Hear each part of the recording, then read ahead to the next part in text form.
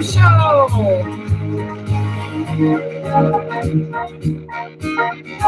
Yeah, I believe in you.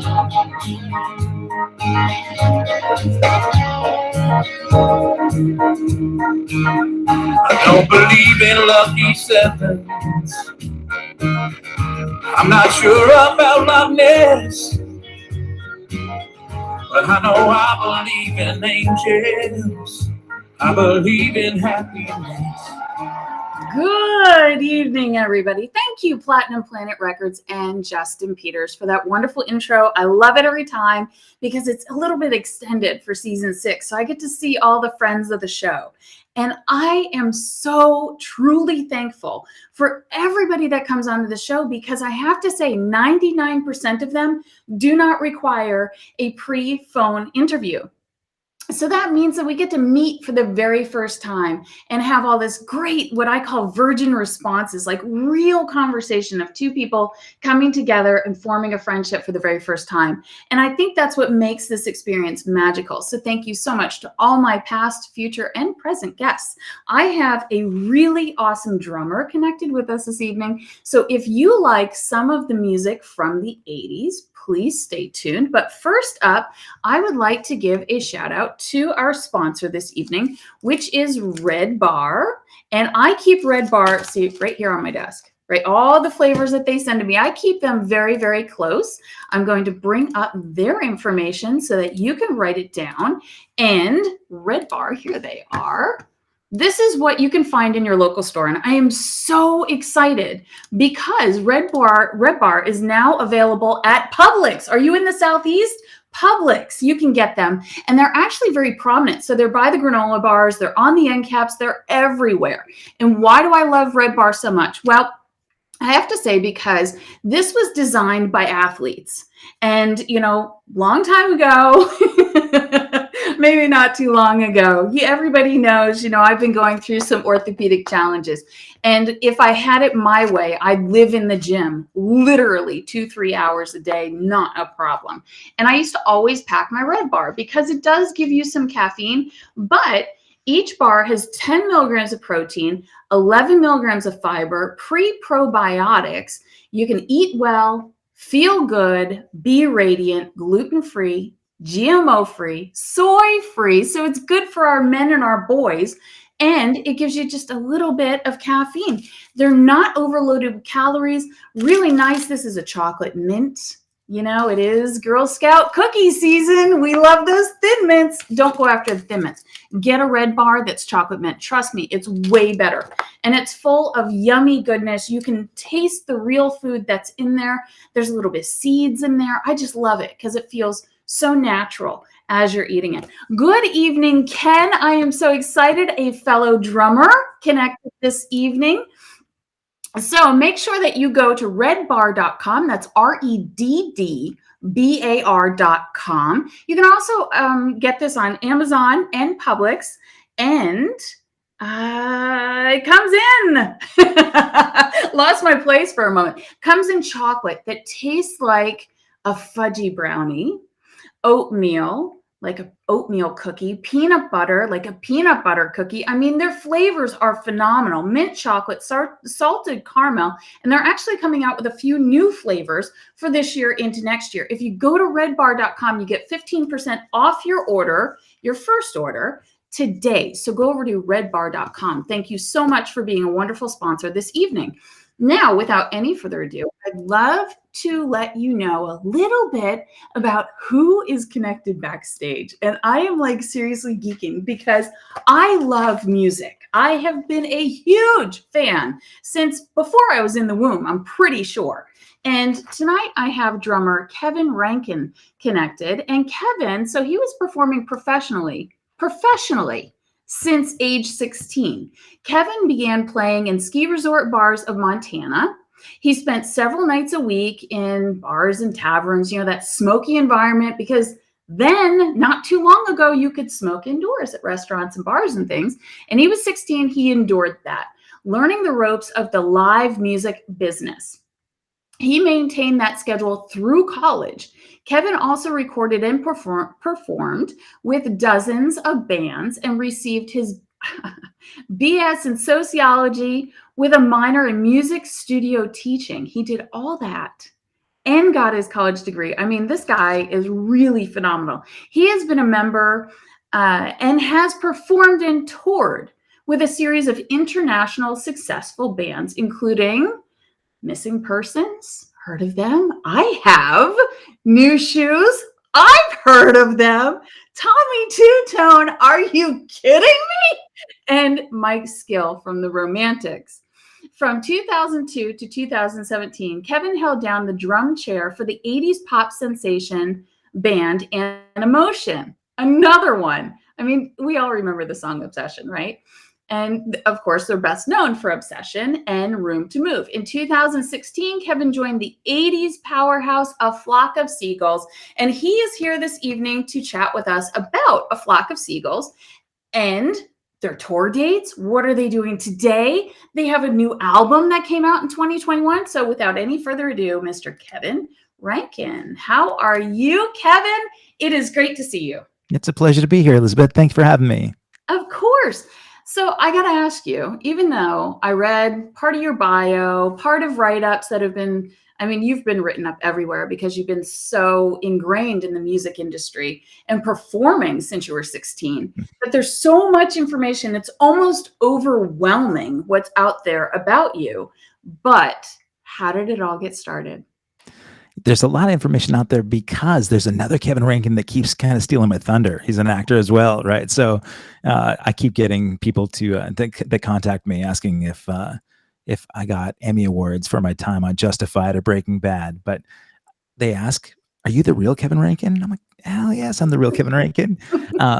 Yeah, I was very fortunate. As you mentioned, I was in Montana, and I ended up moving to the mountains in Montana way back in a log cabin, and the real escape, an opportunity for me to just get away from solitude, was to pound on drums. And I had these aspirations to become a huge famous rock star after watching guys like Tommy Lee and all those early MTV rockers. Absolutely. So I would say you and I are probably about the same age, if I had to guess. So I'm not going to ask you, and please don't ask me. 29, right? But where did the ear for the 80s music, the love of the 80s, because you've played with so many different 80s hit bands that I've got to say that you have to love it, right? I do love it. As a matter of fact, I noticed in your chat right there, Mike Skill of the 80s incredible band, The Romantics, is right there chatting as well. And I'm very fortunate that I've been playing with Mike for several years as well. So, who also has a brand new record out called Skill. You should check it out. The dude is an incredible front man, but he's been the guitarist with The Romantics back from the late 70s, early 80s. So shout out to Mike right there. The 80s thing for me, like I said, when I grew up in the mountains, I was playing clarinet early in junior high. My dad was in a Dixieland band, and as soon as I saw my uncle playing drums in Chicago, he's a big jazz drummer, and then seeing those MTV videos in the early 80s, right when the 80s came out, I was driven by the power and the energy and the whole kind of sensuality, a lot of that stuff. And the music as a young teenager, I think the bridge with music and video together was something that was undeniable. And so I worshiped music. At that point, I was just watching MTV as much as I could. Headbangers Ball on Saturday nights was a big part of my childhood, and I really consumed so many different styles. I've had a nickname for a long time since those days called Heavy Metal. And so with A Flock of Seagulls, I lose a little bit of the metal cred from that moniker. But, there's the best thing for me about the 80s genre was that it was celebrating a time that was positive. It was happy. People came out of real struggles in the 60s, 70s, right? With, you had political strife and you had wars.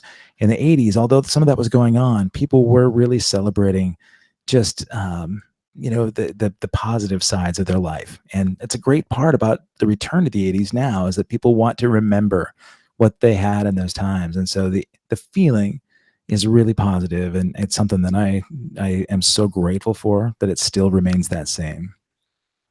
I love what you said there, because you're so right. It was about the party. It was about, people just being people. And so many songs that featured, I remember Saturday morning videos. So I get up early to make sure that I caught them. And there were so many of these wonderful women in all these videos that I'd watch. Mhm. And, they were looked at, and they were worshiped, and they were femininity. And we still have femininity today, and we have it in so many different ways. But there's something very special and magical about the 80s videos. Yeah. What was the first one that you saw that really caught your eye and you're like, I love it? Yeah. Well, there were a good handful that were coupled with the MTV VJs that came along with them. So those original 4 VJs, who several of them have become great friends of mine now, J.J. Jackson, Alan Hunter, Martha Quinn, Nina Blackwood, those 4 brought those bands a whole different sort of energy. The first videos that I remember watching were, the interesting ones. ZZ Top came out with really interesting videos early on. Of course, when Iran came out, it was an iconic video of Mike Score getting spun around the room. But like I said, the video that changed my life, I think, was watching "Looks to Kill" from Motley Crue. Just how dark and dangerous. And since I grew up in the woods, I felt so sheltered. I was in Montana, so I was this hardcore, this long-haired hard rocker in a town full of cowboys, and all I wanted to do was just go to Hollywood and be on the Sunset Strip.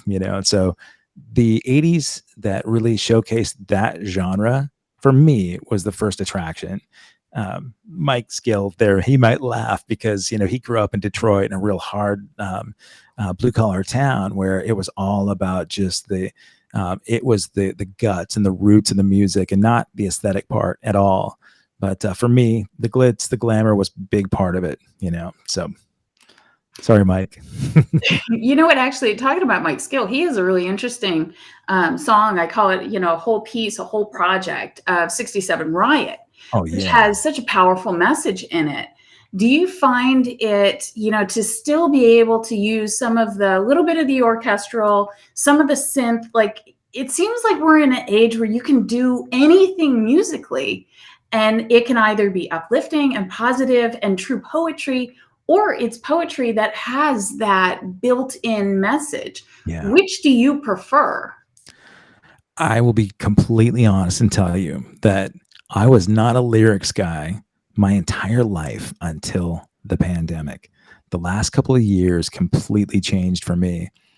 Both of my kids, I've got a 22 and a 20-year-old, and both of them have been so focused on lyrics. And most 20-year-olds would probably not be hardcore Beatles fans. My youngest has been a Beatles fan since he was 10. That was not my influence, but he knew so much about that band.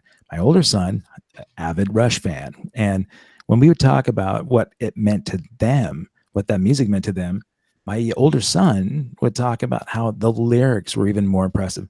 Now, he's a drummer, right? And everybody that's in the drumming realm knows that the drummer from Rush is iconic, and he's a real staple for the sort of Mount Rushmore of drummers. But I wasn't a big fan of the cerebral part of the music that he wrote. But my son would talk about how, Dad, if you listen to the lyrics, it's even that much more compelling and important. So the last couple of years, I've been digging into lyrics. And so now it went beyond the melody for me and just the energy. And it really, from Mike's skill, when we went through the songs that he's worked on for his new record, I have so much more appreciation for what he's gone through, his journey to get him here, because he knows so much about history, especially in that part and time. And I feel like I have a fantastic education when I listen to his lyrics. He's got great stories to tell. The music's really energetic, and it's completely unadulterated. It's rock and roll, man. There's nothing pretentious or phony about it. So, kudos to Mike for writing something that's really sincere, and I think his record undoubtedly will impress a lot of people. I see you've got Joe Mathis here, who's a rocker. So I've got a fellow hard rocker right there. Hey, appreciate that. Thank you. Thanks, Joe. Good evening, Joe. Yes, we have so many people connected. I love the interaction. So ask questions if you have questions as we go along, and keep posting. I absolutely love it. So speaking about lyrics, we're actually jumping to a topic that I kind of assumed we'd get to a little bit later, but the lyrics of Rainfall. So A Flock of Seagulls song, Rainfall. And this has a really interesting history to me.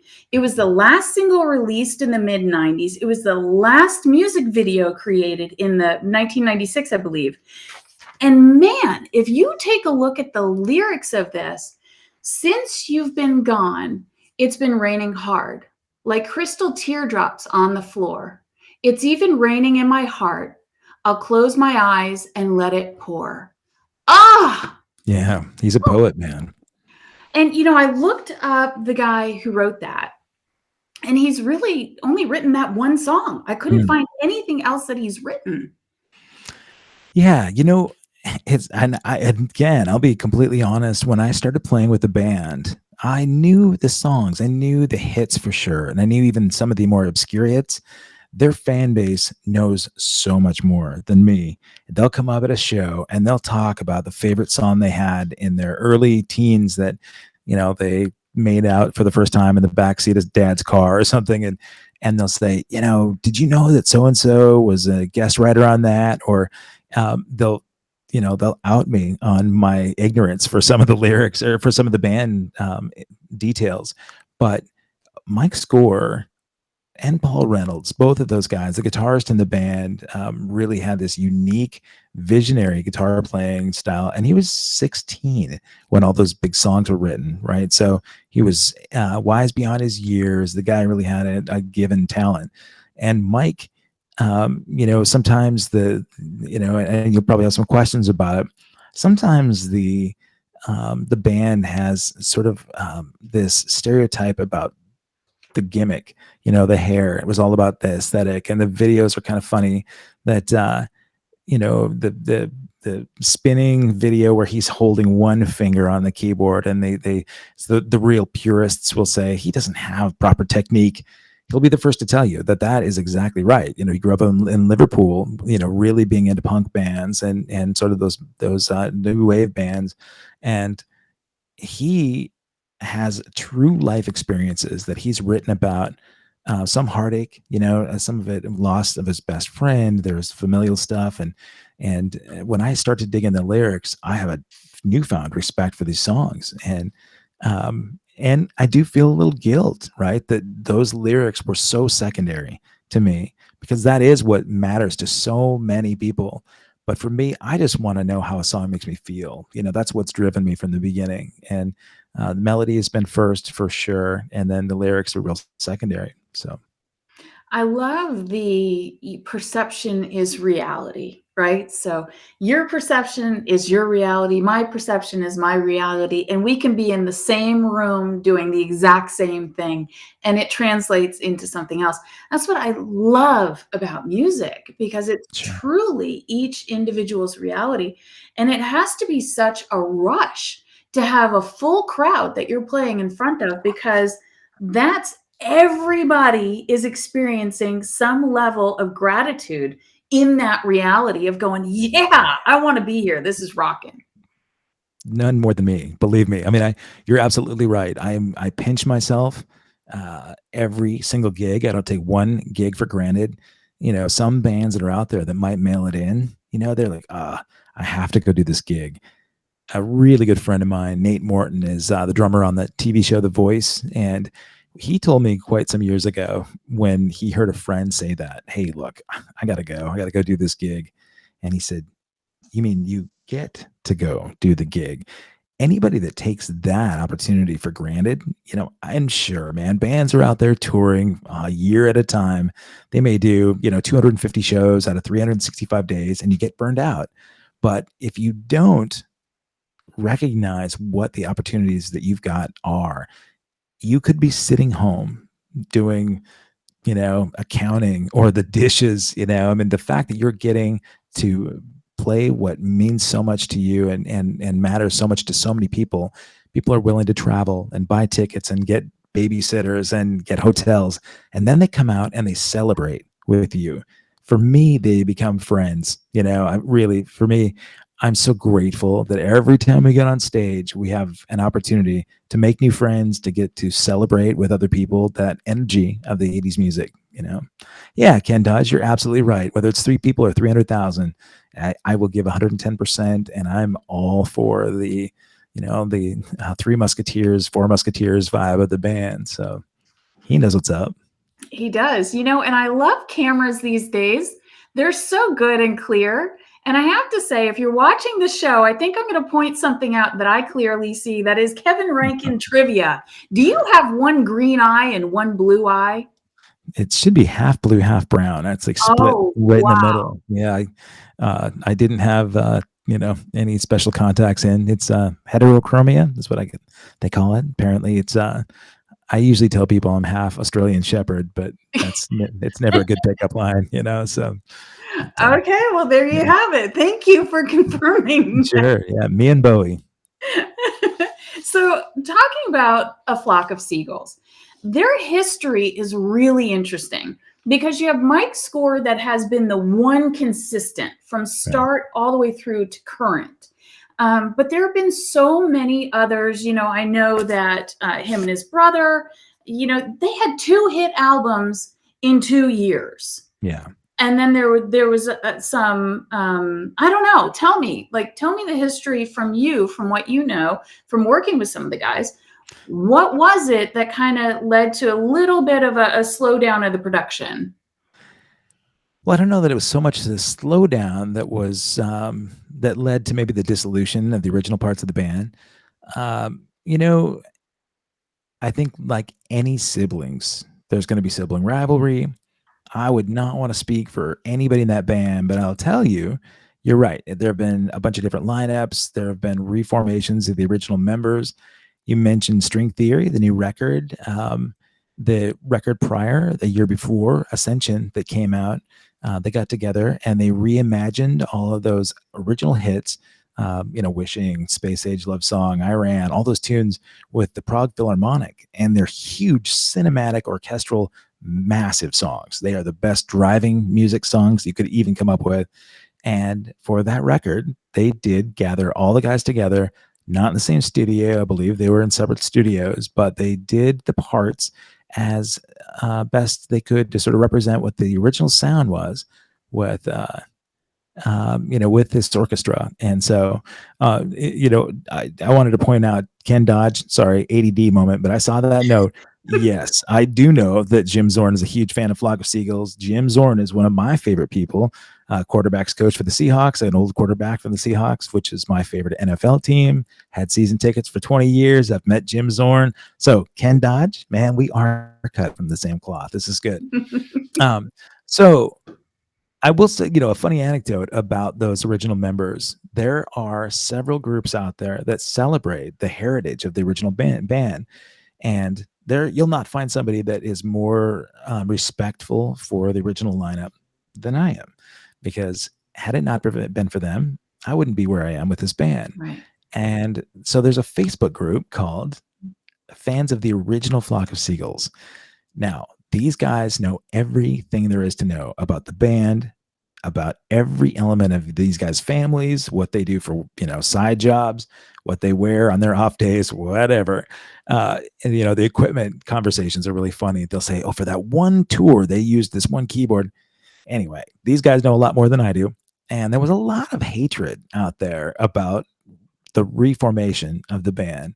And there'd be comments saying, how dare Mike Score go out there and play as a Flock of Seagulls with these other guys? These guys don't even know the legacy of this band. Mm-hmm. And I will tell you, I didn't take offense to it. There were some really negative things there for a while, especially about us individual members. And so rather than get defensive about it, like some past members had, I decided to kill them with kindness. And I would respond saying, hey, you know what? I get where you're coming from. I'm a huge fan of the original guys too. Let's do this. Because a lot of these guys were based in Liverpool, the fans, which is where the band's originally from. We were blessed to go to Liverpool and play the Cavern Club where the Beatles made famous. And it was really the Beatles' home for a long time.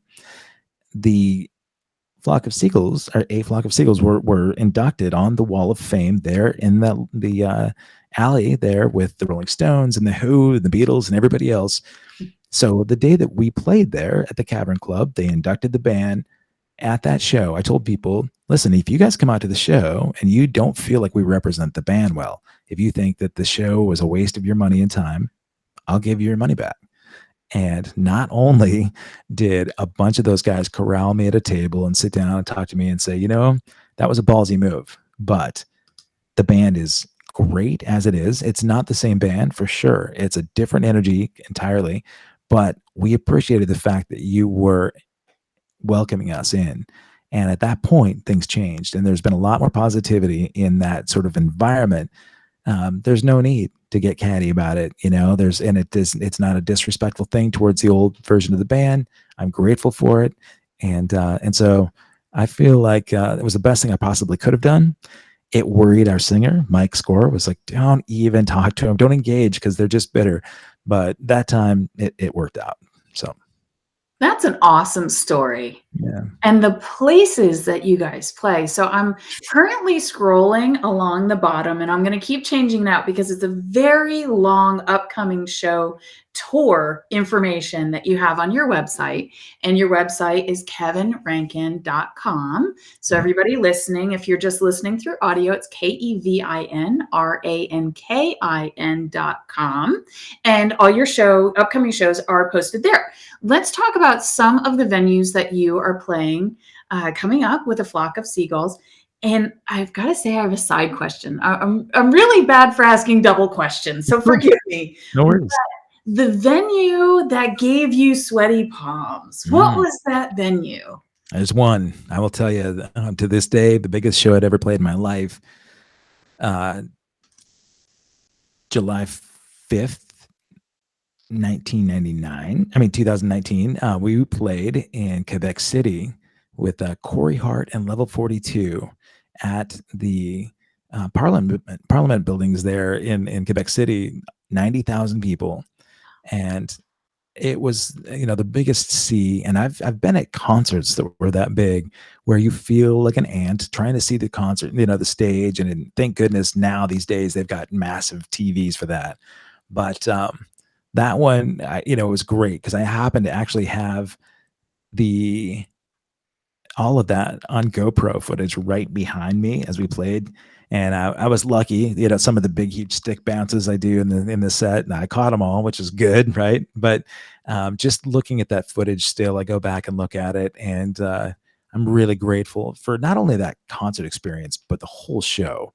It was so fun. Level 42 was a real surprise for me. One of the best bands I'd seen on this tour, on this in this sort of environment. So that was a good one. Geez, that's amazing. How long does it take you to come down from that electric high of having so many people in the crowd? I think it's still there, man. Really, that gig in particular, we had one show. We flew in and we did the show. Like, unfortunately, like on the way home, I found out that as I was coming home that my Jeep had been stolen on the way home. So I had to go right into that mode. There was a little bit of a buzzkill. Thank goodness I had an amazing show. So it kind of balanced it out. But yeah, when we do some of these gigs, there have been bucket list gigs time after time. And like I said, I pinch myself when we do these cool gigs. The Greek Theater in LA is another one that I just love so much. And done it a couple of times. I believe we're going to do it again, probably Labor Day weekend. Those, you have an opportunity to calm down if they're sort of one-off gigs. But if you're going right back on the road, playing another show the next night, you just get to have another bucket list gig the next night. And you can pinch yourself and you get a little bit of a rush from it. you know, there's a common sort of misconception about partying on the road anymore, right? 80s bands that are still acting like it's the 1980s are probably not alive anymore, right? If they're doing what they were doing back then. And so, I've been grateful to actually be sober for almost 10 years now. And when we started doing a lot of these gigs, I would, I'd wind down with a cocktail or eight. And the unfortunate thing about it is that, I I'm sad that I kind of ruined the moments in a lot of ways that they weren't as memorable. I want to be able to look back and remember every single thing about these shows. Mm. And so I document everything. I try to record, if not videos, I'll get up on stage and I'll do a walkthrough beforehand, maybe do a Facebook Live, or I'll do, just kind of a videotape of these the backstage environment, my drums. Each show always show up and I have a different drum kit, so it's kind of fun to sort of do an unboxing and get it's like car rentals, right? You get a new car every time, and you can try something new. Usually the drums are great and they're really fun to show off. Since both of my kids are, oftentimes they stay home, I'll share those experiences with my kids, and a lot of friends will watch those live feeds and they'll say, "Oh my gosh, look at this drum kit, or look at that venue." And if I get that perspective from back behind the drums, and I might shoot from behind the kit doing a live video, and people will see that experience from my point of view, especially if they've never been there before. It's the coolest thing to get to share, and so that to me is almost as cool as getting to do the gig myself. And then the wind down is really being present, and I see some of those congratulations, and I appreciate you guys saying that. It's honestly, it's the best thing that could have happened, really, for to have gotten sober allowed me an opportunity to be present where I'm at on stage. It allows me to be present with my kids and my relationships and clients and all that. So for me, it was the best thing. And I think that I'm grateful for other guys in the industry. They're out there doing it when we tour together. And, they've also figured out that, it may have not been the best strategy in order to give the best show, right? There's the other perspective that my wind down often happen after the show. Some bands will go out there and they'll get so loaded before a gig that it's such a drag. When I go see a band or a comedian, Elizabeth, you and I talked about comedians before the show. Mm-hmm. I'm telling you, I'm a low patience for, if I invest my time and my money and I show up in a band or a comedian or, an actor, you don't see that happen on Broadway, right? If you see somebody that mails it in and they're hammered at a Broadway performance, they're canned and they're never on stage again. Right. But when you see a band, it's almost like a rite of passage if somebody's that lost.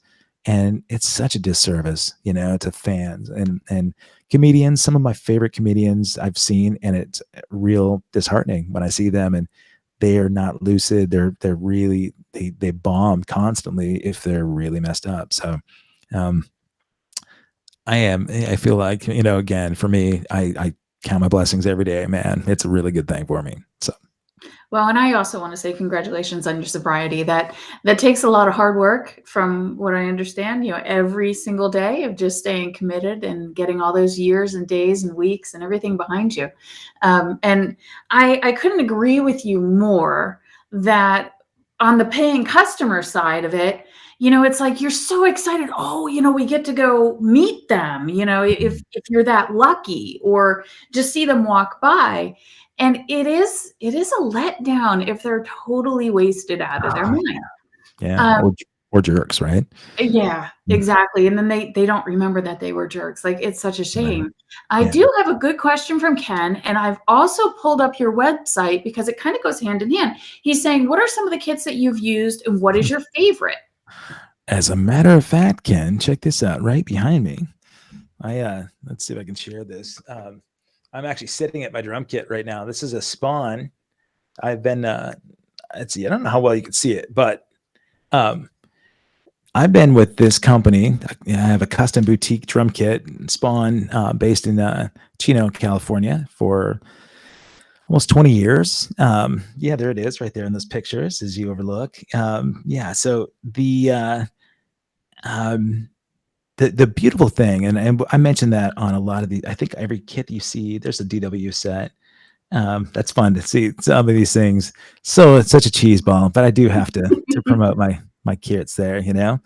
So yeah, the cool thing about those drums are everything about that drum set in particular, I custom designed from the ground up, and It's a uh, monster. yeah, it's beautiful. I mean, the owner of the company, Brian Spawn, is like family, and so for me to play, with a company that really treats you as you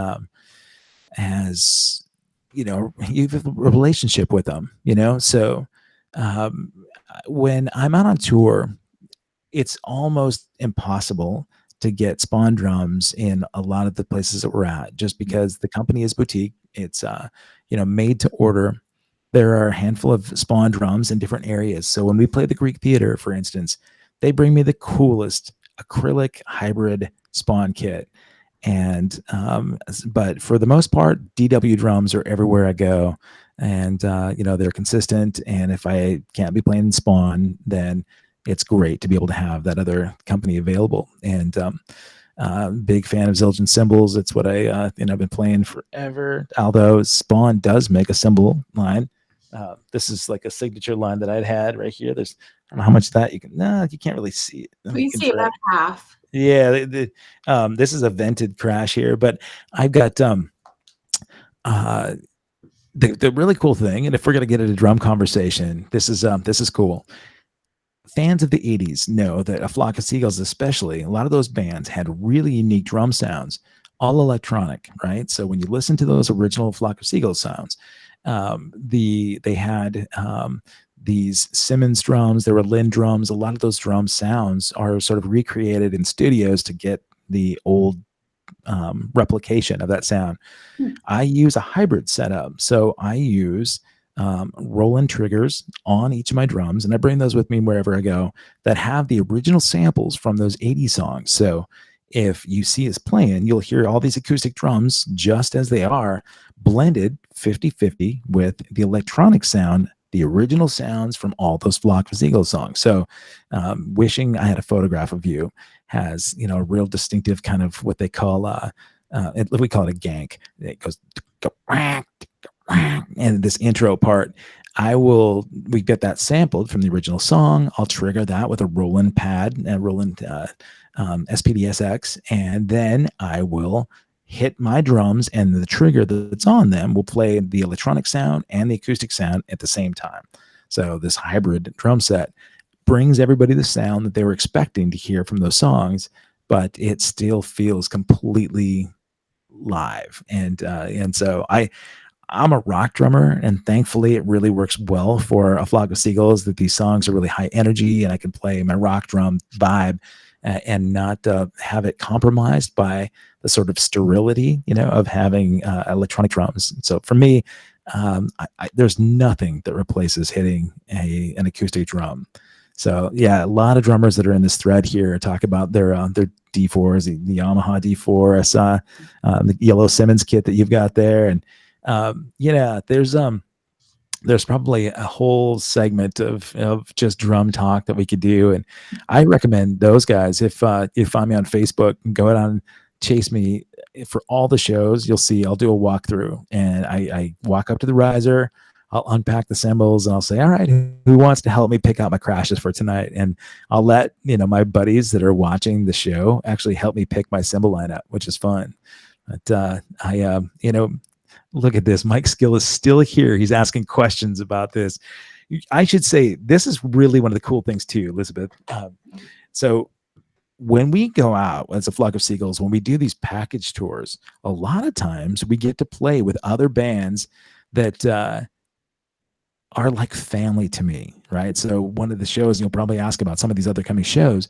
All the bands that we play with are bands from the era, like the Romantics and Wang Chung and Animotion and New Shoes and Musical Youth and Naked Eyes. All these bands have been my friends, right, for many, many years. And so backstage, it's a family reunion. We're all breaking bread and hanging out and reconnecting. But Mike, when I go and see these gigs, I am so much a fan that I will walk out front with the rest of the crowd and I will watch every band. I'll shoot live videos. Real Life, that band, David Sterry from Real Life is one of my favorite people. And Send Me an Angel, his song rocks so hard. It's such a great song. And he's a great guitarist. So I'll go out and I'll shoot their videos.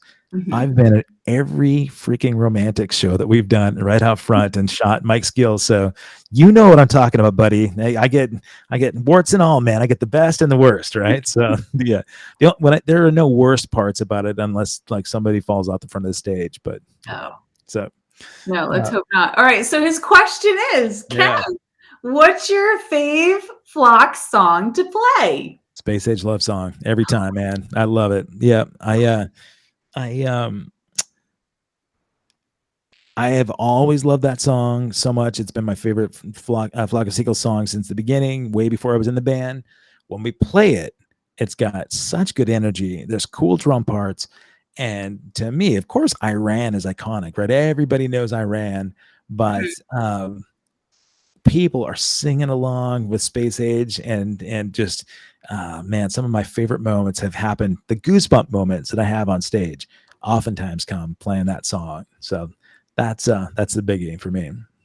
And so that's something that I'm scrambling here, trying to be quiet to look up. So what was the release year that song came out? Let's see. I bet Space Age love song. Yeah, I'm guessing 83. I'm just like winging it there, but so how close was I? Space Age Love 82. 82. I missed it a little bit. Yeah. That came out on the same album as Iran. Right. Yeah. In 1982. That was a huge album. I mean, Wishing. Yeah. That one came out in 82. Man. Yeah, those three. I mean, like those are the powerhouse tunes, right? And I will say, Wishing that you just mentioned, we also, I mentioned the bands, how much a fan I am of the other bands we play with. John Waite, I think, is such a gifted songwriter, right? So he had the Babies before he had his own single, set of singles. He had Bad English. And so John Waite, to this day, is still one of the best songwriters from that whole genre. We did a show in Chicago a few years ago, and he came up and said, "Hey, man, you guys are going to play Wishing tonight, right?" I said, "Yeah, of course, man. It's a fan favorite." And I do think it's a beautiful song. It's a gorgeous, romantic, poetic song and fun to play. And he's like, "That's the greatest song from the 80s ever." And I said, "Wait a minute. Come on. You've written so many amazing 80s songs, but it's really cool, that he felt the desire to come out and express his appreciation for it." So I'm glad it resonated with somebody else other than me, So Joe has a question, but before Joe's question, I'm sorry, Joe. I'm going to jump ahead just 1 second. Real quick, the encores. Do the encores go on and on because everybody has a favorite song that they want to hear? Yeah, they have. But I should clarify, because Mike Skill said, "Hey guys, I've never flopped on any stage." That's the truth. Not one time have I ever seen Mike Skill trip, fall, stumble. That dude is he's stoic, and so yeah, he stands tall. So if you go see a romantic show, don't expect to see him fall. Now, the encores, we have them ready, and it depends on where we're at. Gratefully, we've been fortunate to be headlining a lot of these shows. I think it's a disrespect to any other band on the lineup when you get begged for an encore if they're headlining. If they're on after you, don't take an encore. That's just my own personal opinion, because it takes away the energy and the magic of the band that's on there right after you. So most shows we're headlining, thankfully. It's really cool. And so Mike likes to come out and find something really obscure. Like if the people are begging for another song, they're either wanting to hear the big hits, of course, but we've already played them, right? Mhm. So he has a couple or two or three in hand of old, obscure songs that may have been released in England as a hit, and people that are real fans, they'll know it.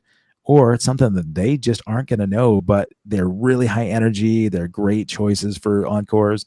Now there's so much new stuff too. And so I think it's really fun to introduce something new to people. We've just started doing new songs and some of the reimagined stuff that came from the String Theory and Ascension records. So, yeah, I think the encores, it's tricky, a slippery slope. If you see a band come out that hasn't been asked for an encore, they just stick around and show up and they walk off and then walk right back on. You know, they want to play another song. And so, and I'm guilty of that, man. I don't want to stop, right? When we're playing a set, unless, I've got a migraine or something, like I will play all night long. And so I don't want to leave, but at some point the staff have to go home. Right. So that's encore etiquette. I like the way you put that. That was nice. Yeah. Well, that was a great etiquette tip because it truly was. So, okay, Joe. All right. Thank you for your patience and letting me jump ahead. Joe Mathis has a question. What song by another band do you like to play? All right. So there are a handful of bands that I love that may be obscure to people throughout the country. I know, Elizabeth, you're based in Southeast, down in Atlanta. But one of my favorite bands, I'll tell you, two of my favorite bands of all time are based right up here in the Northwest. There's a band called the Walking Papers that has incredible drum stuff. And Duff McKagan from Guns N' Roses put that band together about 10 years ago. He's been a little busy doing the Guns N' Roses thing, so there's a different reformation of that band. Will Andrews, their drummer, has such cool drum parts. So those are awesome to play. The Mayfield 4, hands down, my favorite band of all time, based right out of Spokane, Washington. Their singer, Miles Kennedy, is the singer for Slash. He's the singer for Alter Bridge, which is the reformed, much cooler version of Creed. And he also has a solo tour as well, a solo band. And so Mayfield 4 songs are songs that changed my life, brought me through breakups. They brought me through, transformations, having children, all the things that are real pivotal parts of my life. Mayfield 4 did it for me. If I'm looking at more modern stuff, I love Muse. I think Muse is a really cool combination of what A Flock of Seagulls was in the 80s. And then you get some Queen vibe that's thrown in there, and then some modern day sort of EDM sounds. And so if Muse were looking for a drummer these days, which I doubt they would, but that seems to be a band that I would fit and align with the most. Interesting. Okay, I have a question. I'm going to table it. I'll let Ken go first. How did the passing of Neil Peart affect you? Well, Ken, it kind of relates to songs that I appreciate at drumming too. In the drumming spectrum, and I know that since we've got several drummers in this chat, they will say, as far as classic drummers go, rock drummers, there are two heads on that Mount Rushmore of drummers. That there's Neil Peart and there's John Bonham. I was more of the John Bonham camp because of the way he made me feel when I listened to the way he played drums. As a real primal, primitive feeling in your gut. Neil Peart was very cerebral, right? He was really, educated and wrote from a perspective of experience in more literary ways. So my best friend has ALS. And he's an amazing drummer, and Neil Peart was God to him. My son is also an avid Neil Peart fan. So knowing when Neil passed, how it affected both my son and my buddy, who with this horrible ailment with ALS, my friend is obviously not allowed to play drums anymore. I mean, he's in a wheelchair and a bed most of the time. It was the part of joy that I still feel like he had from Neil's playing. And so seeing how it affected people close to me was worse than it affected me. It's amazing because the world changed. When Neil Peart passed away, the rock and roll drumming world definitely changed. And for me, even though heavy metal might be my nickname, for me, Prince is my all-time favorite artist. And when Prince passed away, that was the one time that affected me more than any other artist. That felt surreal, didn't it? Yeah, still to this day. Yeah. And Jennifer Batten, one of my dearest friends. I've played with Jennifer many, many years, who most people know from the Michael Jackson videos, the big platinum blonde mohawks and all those iconic videos. Um, when Michael passed, I was with her too. And that was so difficult because, again, the world changed when Michael Jackson passed. And that was the real first time in modern artists when we'd see those prescription, like fentanyl become something that was a real threat to the rest of society. Mm. And so it's hard to see that somebody who affected people on every continent of every planet, in a huge way. But Prince, for his entire life, he was he was sober guy, no drugs and alcohol, because it affected his work ethic. And Yeah. then he started taking painkillers because he absolutely destroyed his physical, being. And unfortunately, painkillers and fentanyl is what did him in. So pretty morbid answer. Sorry. But yeah, man, rest in peace, all those guys. No, don't be sorry. And yes, I agree. Rest in peace to so many musical marvels, really, that have passed in just the past couple of years. It's been quite overwhelming and amazing. I do have Larry Gilbert. He is connected to the show. He is asking if the Flock of Seagulls, A Flock of Seagulls, let's see, I'm Thank reading you. through, do they have any music coming out in any movie soundtracks? Oh my gosh. Yeah. I will tell you. Thanks, Larry, for that question. That's a good one. When we do these shows now, there are 3 distinct generations that show up at our shows. We've got the standard fans that are, our age, 40s, 50s, 60s, that grew up loving those songs.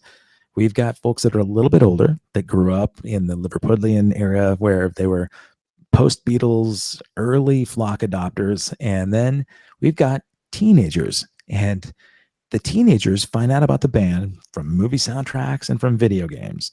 Mike, still to this day, I don't know how many mortgages he pays for just from Grand Theft Auto Vice City alone.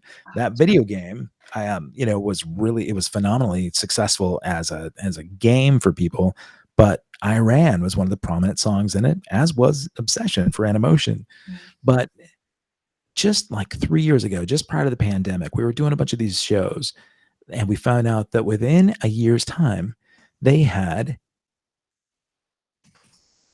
Spider-Man Homecoming, had Wishing, Atomic Blonde with Charlize Theron had Iran. It was in Transformers. It was in La La Land. All of these movies. I think there were 5 huge movies, blockbuster movies. All of them prominently featured A Flock of Seagulls. And so, kudos to Mike's score, man, for writing these songs and having the licensing happening so that when we hit a pandemic, he still had mailbox money coming in, and so it was a really fortuitous thing for him and for us. I think it really carries into, like I said, new generations come to the shows, and it's great to introduce them. 80s in general, I think, has really been attractive to a younger audience. Shows like Stranger Things and some other TV and movie releases have focused on music that at least emulates that sound of the 80s. The synthetic synthesizer bands are really, really big right now. So movie soundtracks all the time. I'm not surprised at all when another one comes out. People will come up and say, oh yeah, we saw you on an episode of whatever. And I think, well, good for them for keeping it going, so. That's awesome. Yeah, I agree with you. We have kids of similar ages. So I have a 21, 20 and 14, and then 2 boys that are still in elementary school. And all the first 3 are girls. Okay. And all 3 of the girls, they know all the shows from the 90s. They know all the music from the early 80s going all the way through. It's quite interesting because every once in a while I'll mention a show. They don't know any of the TV shows or movies of the 80s. Sure. But they know all the music. And wow. I love how you can have so much and be able to put so many different genres out there for immediate play. Like it's just phenomenal. So you had mentioned earlier about bands that you would love to drum for. I have a question, and I'm sure some of the drummers connected already know the answer to this, but I don't. Can you play for two different bands at the same time? Oh yeah, for sure. Well, I'm playing with Mike Skill right now in his project back here in Portland. A Flock of Seagulls, of course, is my, it's the prominent and primary thing that I am focused on and really do give the most attention to. I just recently started playing with a band out of West Virginia, or Virginia Beach, sorry, called 17 Saints. And they're in Las Vegas right now, working with some marketing folks and trying to get a new record out. When we have off time, I actually play in some local bands. I was playing in an AC/DC tribute band, which is a completely different aspect. When Jennifer Batten needs me, I'll go out and play with her on one-off gigs. I tried to play with several different bands when I found that spreading yourself so thin doesn't allow you to really contribute to the benefit of that band. And so I think there's a real important time to realize that you're actually detracting from, the productivity. Mike Skill's project is really cool. I love these songs, and it's cathartic for a lot of us. When we get together, it's, we'll have a typical week, right? Everybody out here, whether you're a musician or an actor or a fireman or a garbage man, everybody has other stuff in their life besides what they do. And so we all have bills, we all have taxes, we all have like medical stuff that pops up, we all have dogs or cats that get sick, so all those things go on. And when life happens, it is the best release to get a few guys together that really care about each other and just wail. And so we were there 48 hours ago doing this very thing, and we came away from it going, hey fellas, we needed that. Thank you. So it's kind of like a great, bonding and workout opportunity. And so, yeah, you can play with multiple bands. It's a little bit different than having multiple relationships at once, right? So you got to be careful with that. That's kind of what I was thinking was there ever any jealousy that maybe you're putting more energy into this project and you don't seem as energetic for this other project? Because at the end of the day, we're all artistic minds coming together, artistic creatures, which are their own diamonds, just so multifaceted that that brings me to probably my last question, because you have given me so much time tonight. But is there a moment where you can feel the shift in the band, or maybe the creators coming together? They're all wonderful people, but it's just not for you. If there's drummers out there that are beginning, I would love for you to take a moment to speak to them and say, how do you find your home in that band? Like, how do you know it's right? It's a great question. And this might relate a little bit to that last conversation too. Being able to dedicate time and devote time to each of these projects, the way to really make that work is to communicate, right? The places where bands start to dissolve, same place that the relationships break down, the same place that your position at your job might break down. You stop communicating. Most people stop because maybe their pride gets in the way. They're afraid to talk about their feelings, or they're really feeling like they're walking on eggshells because they think, if I have to talk about this other band, it might offend somebody in the group. The worst way to offend somebody is to hide something from them and have them find out about it later, or not put in 100% because you're devoted to another band and being disrespectful in that you're not communicating about that effort. So to find your home with A Flock of Seagulls, I was in Animotion for over 15 years. That band, we toured forever, a lot of gigs we did with A Flock of Seagulls, and the band, A Flock of Seagulls, became friends of mine as we were touring. And just like all those other gigs that you mentioned at the beginning of the show, Missing Persons, Tommy Two-Tone, New Shoes, like all these gigs came to me by way of personality. I can hold my own as a drummer, but I'm not Terry Bozzio. I'm from Missing Persons. There are a million drummers on the planet that play with better technical ability, faster chops, whatever. But I'll tell you, the things that really matter to most bands are that you can play a pocket and you're reliable and that you're a good hang. If you're going to be out on tour 24 hours a day, 7 days a week at an extended period of time, and you're an asshole, you're not going to keep the gig. It's true. I mean, it's just I think it's same as dating advice, right? Be the person that you would want to date. If you want to go out and tour with a band that's appealing to you, be that person that you would want to be on tour with. If you're a jerk, whatever, you got a chip on your shoulder or you've got an ego problem, man, I mean, you're costing yourself, and it's ridiculous. You lead with a smile, you got great energy, you show up prepared, and you're willing to sacrifice and give of yourself. It's a relationship. And so you find your home. When I was with Animotion, A Flock of Seagulls asked me to join. I had a dilemma. Could I be in both bands? I was grateful that we had a little bit of time where I actually balanced both. And then we started to do gigs together. And so when Animotion and A Flock of Seagulls were playing on the same stage, it made it look like I was a hired gun. And Mike Score and I had this great conversation, and he was cool about it. He said, I know that Animotion's been your family for a long time. We want you in the band, but it doesn't really feel professional to have you doing both gigs on stage at the same time. And so I sat down with our singer from Animotion, Bill Wadhams, amazing dude. He's like a brother to me. And we had communication. We talked openly. I explained the dilemma and I said, it's a perfect time because he had just found their original drummer from 35 years ago.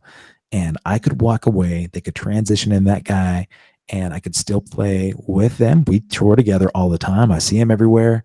The fact that I left on a great term was perfect because not only is there no animosity, but I'm seeing my family members again that I spent over 15 years with when we're on tour together. These shows that we have coming up this summer, I'll be seeing them at every show. I'll be out front shooting videos with them. I'll be hugging them backstage as long as nobody has COVID. And I think it's important that if you have a particular genre or a style that you're going after, learn how to communicate properly in that form, find band that appeals to you, and then be that person you would want to date in that band, so to speak. Yeah. Does that make sense?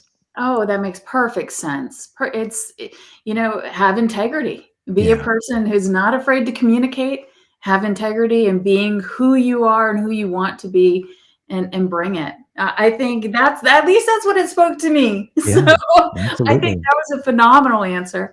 Well, I want to thank you so much for your time. But before I let you go tonight, I thought I saw another question. So I'm just checking. Let's see. Ken Dodge says, great answer. I agree with him. Melinda is connected. She says, hi, Melinda. Yeah, Melinda's a dear friend. She's at so many shows. She lives right in the heart of America, and she seems to find her way from LA to Toronto and everywhere in between. And she gave me, we played Springfield, Illinois during the pandemic, played, a really cool gig there. I think she had a good hand in actually getting us there. And then she gave me a guided tour throughout all the Lincoln historical stuff. So thanks, Melinda. Oh, I aspire. I mean, that's my retirement plan, to be honest with you. And I mean, Melinda, you look beautiful. You are nowhere near retirement age. But for me, I'm just going to go see live bands, actually get my glass of wine maybe once a month. Yeah. And just be able to relax and enjoy beautiful artistry.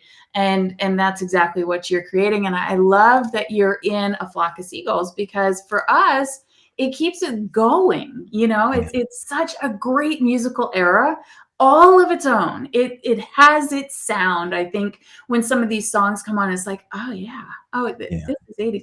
You know what? Do you have 2 more seconds for me? Sure, of course. Would you like to play a little 80s trivia with me? Yeah, sure. Absolutely. Right. I have 5 questions. I did pre-select these, so all these questions are for you. So you're on the spot. Okay. All right. This one is, what color did the ghosts have to be for Pac-Man to eat them? Oh, blue, of course. Teal, red, or pink? You don't even have to read the letters. That's blue, of course. You Yeah. are right. It is blue. Which 80s theme song inspired its own separate film? Eye of the Tiger, When Doves Cry, Billie Jean, or Sweet Dreams? Eye of the Tiger. You are right. Mhm. All right. Which 80s movie became a hit largely due to MTV? 16 Candles, The Breakfast Club, Flashdance, or Police Academy? Well, you know what? There were two. I mean, really, between Breakfast Club and Flashdance. What a Feeling for Flashdance, and Don't You Forget About Me for Breakfast Club. Um, I think, let's see, became a hit largely due to MTV. Man, there was iconic visual with What a Feeling, Irene Cara. Um, I don't think you can have a wrong answer there, but I'm gonna say Flashdance. Really? Oh, Oh, it's I was going Breakfast to say Club. Flashdance. There You're we right. I go. was going to say The Breakfast Club. All All right. right. Who was the first band to be featured on Oh, MTV? The Beatles, The Buggles. Bugles, AC/DC, Bon Jovi. The Buggles. Video killed the radio star. I say that wrong. That's the only band on there. I really don't know. No, that's all right. Yeah, the Buggles is it. All right, that is it. And last one. In Tom Hanks' Big, how old was his character before he was big? 9, 6, 12, or 8? That's a tough one. Do, do, do, do. Yeah, I'm just gonna throw. Do I have a lifeline? Can somebody in the? I know. Ooh, we have people watching. What do you think? I'm just gonna say 6. B. 6. I think he was a little bit older, wasn't he? He was more. No, Okay, Ken no, says Ken 9. says 9. I'm gonna say 8 then. I'm gonna say D. I thought it was 12. Oh wow, 12 really? You remember that scene with the bra, the lady with the bra? That was kind of like a coming of age type thing. Remember when he was Yeah. dating her? Man, I was batting 100 up until that one. I'm gonna have to go back and watch Babe. What a great show. Seriously, Tom Hanks. He played most recently almost played my favorite person in the world, Mr. Rogers. So yeah, he's my hero. That was a great movie. He did a wonderful job in that. Yeah, he did. Before I let you go tonight, would you please let us know how can we follow you? We've had a couple of questions about do you have a Facebook page? Where can they find you? I have it scrolling at the bottom, so I know that you're on your website, of course, is where you're going to find all the upcoming show dates.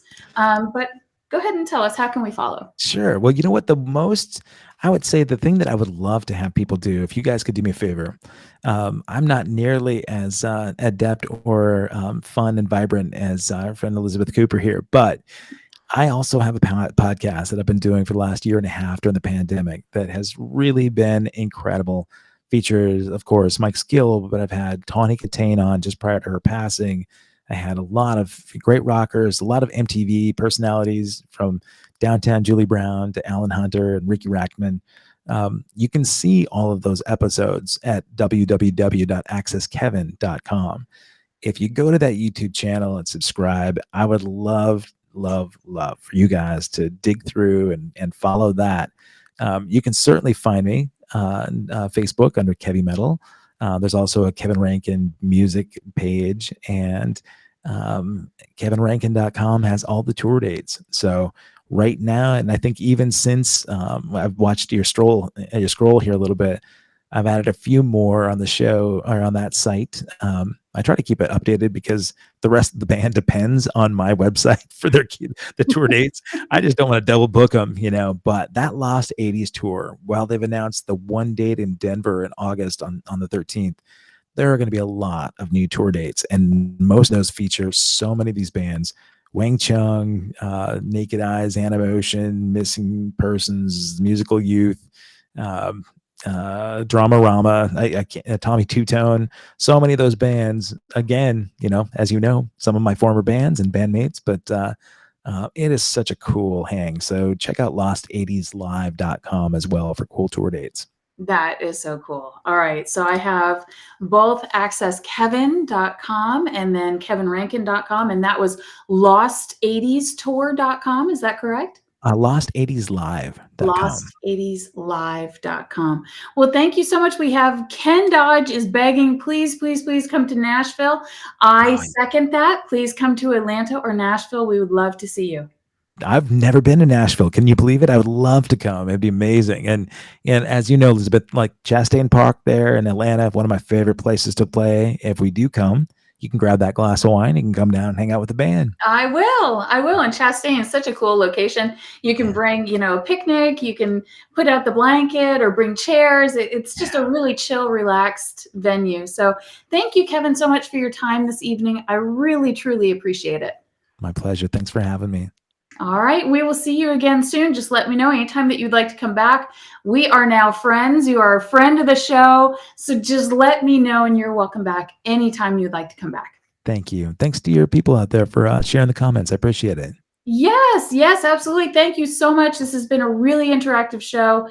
All thanks to you, really, Kevin. I mean, they know how great you are, and they wanted to ask all the questions, and I am really, really blessed to have them connected and asking questions. It makes it so fun.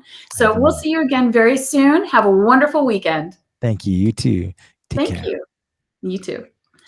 Oh, my goodness. That was a great show, and you guys were so amazing. Make sure that you stay tuned throughout the rest of the weekend. I will be back tomorrow morning starting at 11:30 a.m. We have, I believe it's about 6 shows tomorrow, 5 shows on Sunday. So stay tuned. There's going to be so much more. And as always, we are blessed. You are blessed. Mwah! I love you, and I'll